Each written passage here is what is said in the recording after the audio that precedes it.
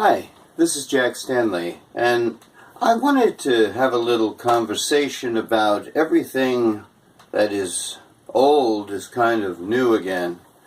You know, it's an interesting thing when you think about it. It's rather fascinating to watch in our history how things that we look at as new today really aren't, and things that we consider outlandish today really aren't, because we did a lot of it in the past.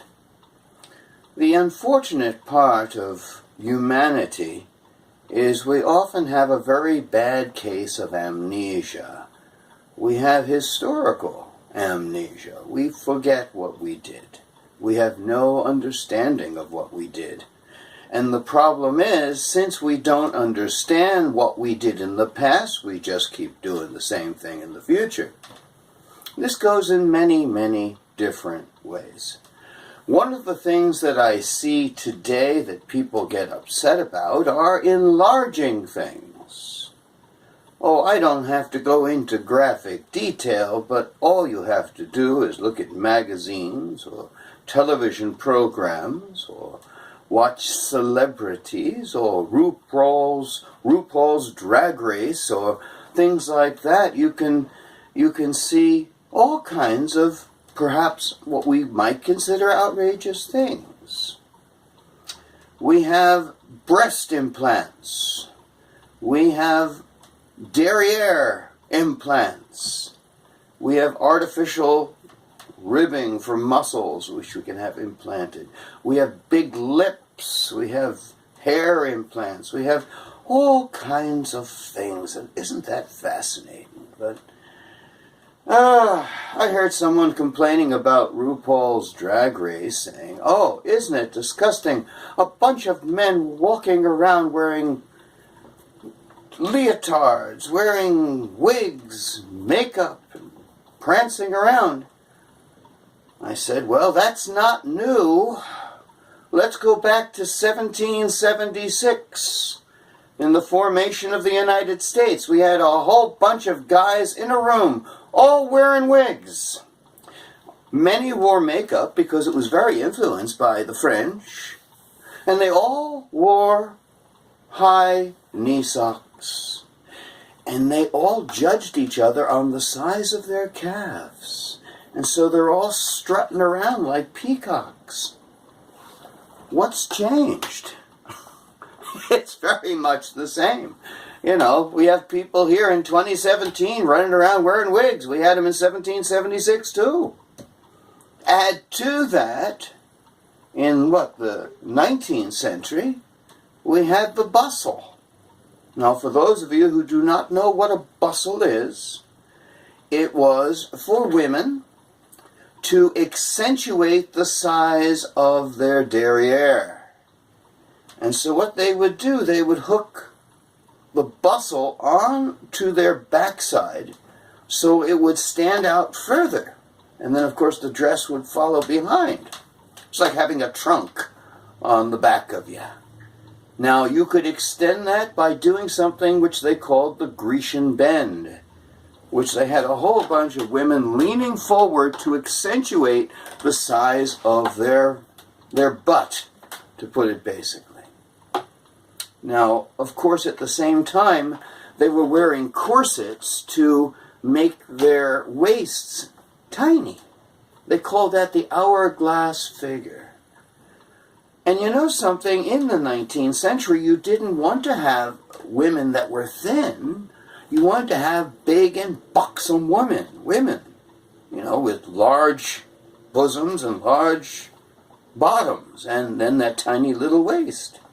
Of course, today, it's quite different. Today, a lot of people get breast implants, and look at the Kardashians. They all have implants all over the place. Half of them made of plastic. You know, it's not new. It's been around a long time. Look at the 20th century. Look what men do. They want penile implants. They want to have various sizes of things. We're not going to go into detail on that.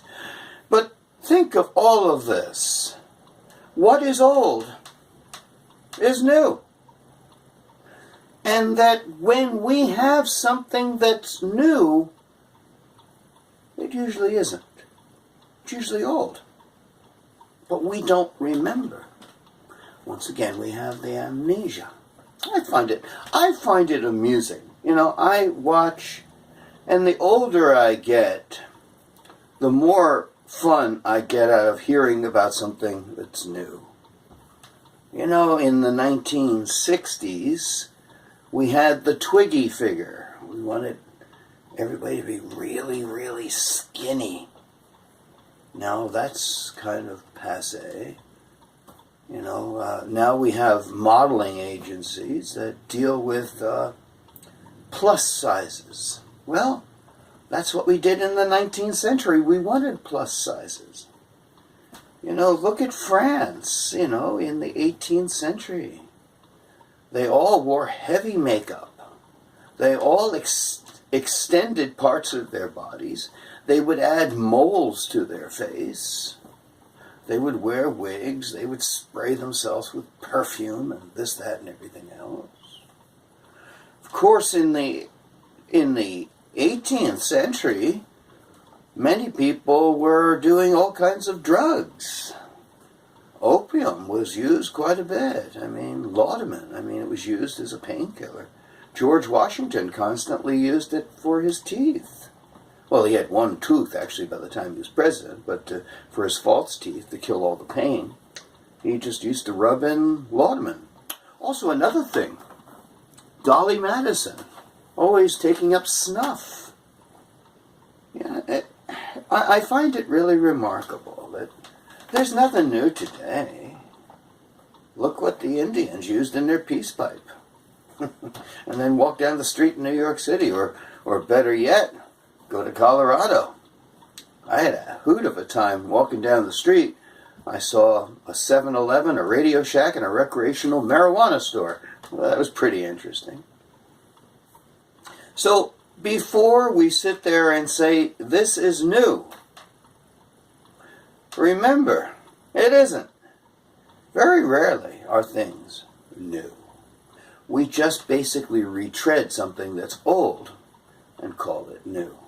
Because remember, in the 18th century, a gentleman walked into the room with a powdered face, with a wig, with a very fancy outfit, and with high knee breeches. And they would stand in front of the other men with their arm on their waist and move their calf forward. And the size of your calf was very, very important, because that was a measure of your integrity and your strength.